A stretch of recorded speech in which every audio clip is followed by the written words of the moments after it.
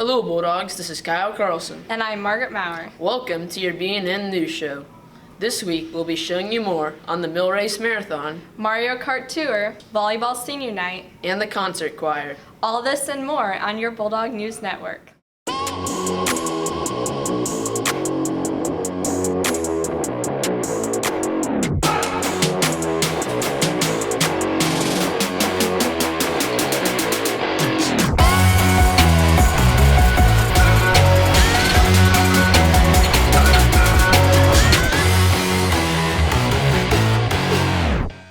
The 7th annual Maurice Marathon took place last Saturday on September 28th.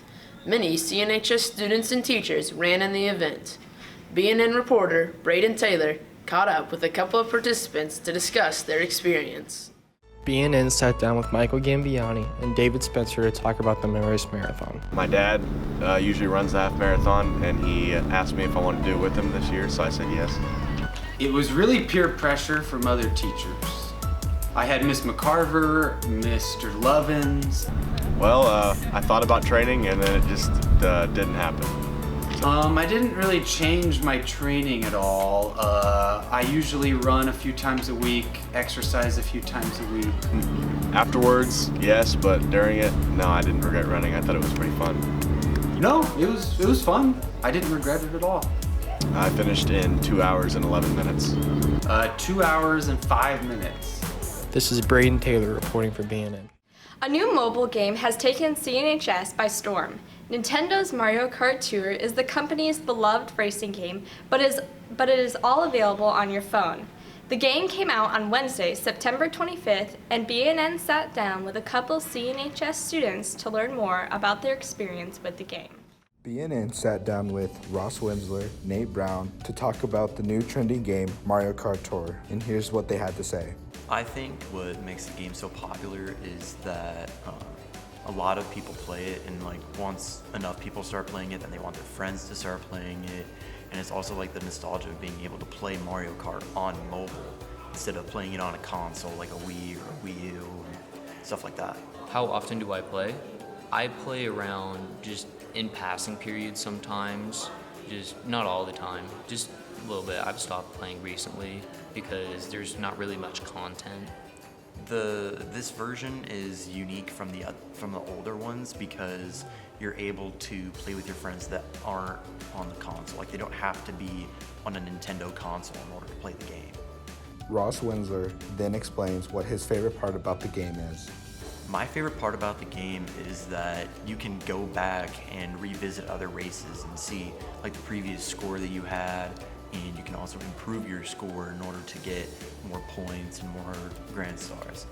I believe I would recommend the game just because it's something easy people can do. They can easily download it on their phone and have a quick, easy, fun time, but it does get boring after a while, so that is a minus. This is Elvin Cesario reporting for B&N. Our volleyball team celebrated Senior Night last Tuesday, October 1st. The team has 6 senior leaders who were honored at the game for their accomplishments. B&N reporter Ryan Wharton sat down with a couple of senior volleyball players to learn more. B&N sat down with Carly Finke and Emma Tani to talk about Senior Night. It's definitely been a roller coaster of a season, but I think we're about to start getting to where we're supposed to. We have had extra practices, and our coaches worked us really hard at scrimmaging and made us switch up the teams, see who we can play with. Just basically practice as hard as we can. Our senior night is tonight, actually.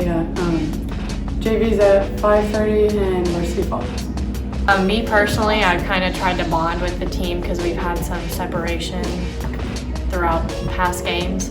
So doing team bonding and trying to connect with lower classmen, upperclassmen, some people I'm not as close with, just trying to connect with them on the court is helping. I think we're pretty prepared for tonight's game. It'll just depend on the mood of everyone, and it being senior night too, there's going to be a lot of emotions this game, so hopefully it all works out. This is Eric Greyhouse reporting for B&N. The choir concert took place on Tuesday, October 1st. All of the CNHS choir classes gathered in the auditorium to perform their show for the crowd. B&N sat down with choir teacher Jennifer Gaffron to learn more about the concert. B&N sat down with Jennifer Gaffron to talk about her recent choir concert. So to prepare for the concert, we have class every day, which is really nice that I get to see my kids every day.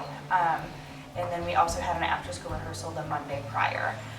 Funny enough, if you've ever heard the saying, bad rehearsal, good performance, that's exactly what happened to us. The Monday night rehearsal was kind of a wreck for some of the choirs, but I knew it was kind of just a passing bump in the road. The next day we came back and had class during the day, and everyone performed really great, and I think we felt really good after that, and I thought it was a fantastic concert. If I could improve anything from the concert, oh gosh, things went so well, it's hard for me to think of something to improve. I guess I would have festival choir and concert choir rehearse more together before the concert. They only had one rehearsal together, so I thought they pulled it together really well.